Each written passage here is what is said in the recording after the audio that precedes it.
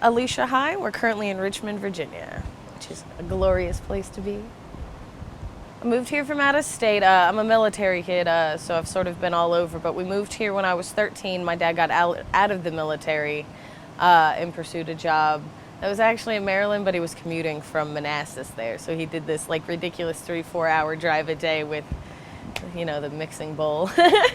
I was born in Florida, and my mom had us when we were younger, and then my dad went into the military when he had a couple of kids because, you got to make that rent. And yeah, so eventually he got us, and so we started bouncing around with him.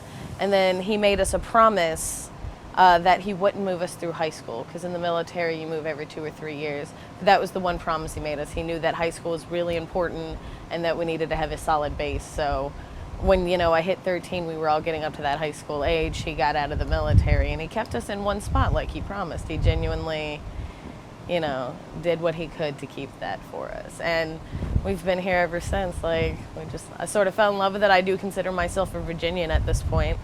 Even though I'm from Florida, Virginia, I'm a Virginian. What was really difficult about jumping around was that, you're always the new kid every 2 or 3 years, and everybody knows children are cruel. So, you get teased at one school, you move to another, you're like, oh, I'll get to start anew, and then you run into the exact same problems, but now you're also the new kid on top of being the awkward kid, and everybody's already got their cliques, they've known each other for years. So that was the hardest thing, was just trying to make friends and get acclimated, because as soon as you do get acclimated and make friends, you move again. And so it was you get used to it after a point. Now I'm really good at packing, I can do it in a day. I don't do that whole week, prepare your boxes and stuff.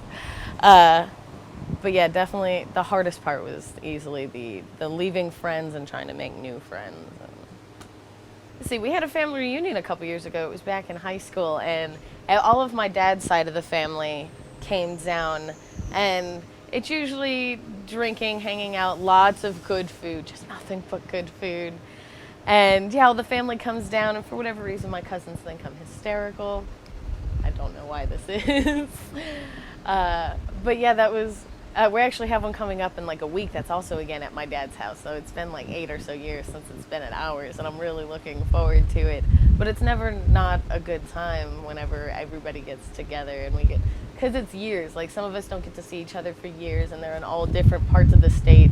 But currently this year it'll be up in Haymarket, Virginia, which is about 2 hours north from here, which is not a terrible drive. So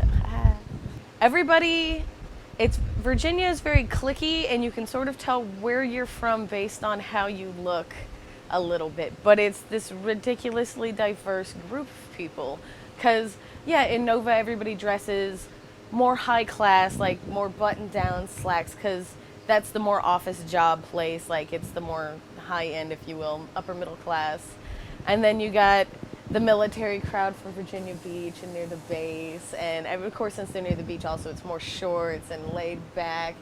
But then you hit Richmond, this weird center, and it's just this big collection of people. You have the artisans, you got the punk movement, you got essentially every different ethnicity, culture. You can walk down the street and find a shop that's related to anything you might want. And yeah, you got Carytown right there, which is just the whole collection of everything. And that's the one thing, from moving around my whole life, Virginia has easily been the most diverse group of people I've met. The last time I went out of state was in 2011, and I went to visit my mom down in Florida. And obviously it's a big beach area, so that's the saltwater smell and palm trees. Whenever I go to a new state, the smell is strangely the most recognizable, before talking to people, because that's usually the second thing you notice is the difference in how people talk or interact with each other, because that definitely, I'll start talking to people, and that's one of the first questions I always get is, where are you from? Because you're not from here. And they just immediately know based on how I've interacted with them. But yeah, before talking to people, actually interacting, the smell is the first difference that I notice when traveling. It depends on your post. When I worked back for VCU, and I was under the VCU Police Department, because they sort of We worked for VCU, but we were sort of stuck under the police because they didn't fully want to take responsibility. But we also got better training as far as what we were required to learn to be a campus security officer, and working in an environment where people are living, like for the dorms. People are going to be a lot more relaxed. They're going to try to get away with things. Like, it's the first time they've been away from their parents, so you actually have to be on your P's and Q's and really pay attention to make sure that these kids stay safe the way they're supposed to, because you are more likely to act up at home than you would say at work, which was the post I had after I left VCU. I worked at a factory, and yeah, people are at work all day, so nobody's really causing any issues. It was a lot more laid back and relaxed. So yeah, the security really depends on your post for how much excitement you're gonna see or anything like that. Like, when I worked for VCU, it was really exciting, sort of in a negative way, but anytime we had a medical incident like alcohol poisoning, I had a couple diabetic comas, it was unfortunate for the children that had to go through it, but that was always the most exciting time for me at work because I got to do something and I got to help, and a few times I've actually saved somebody's life, so it's sort of a boost to yourself. On top of that, it gives you a reason to do your job. And yeah, when you get bored or you're not doing much, you sort of you feel like there's no reason for you to be there.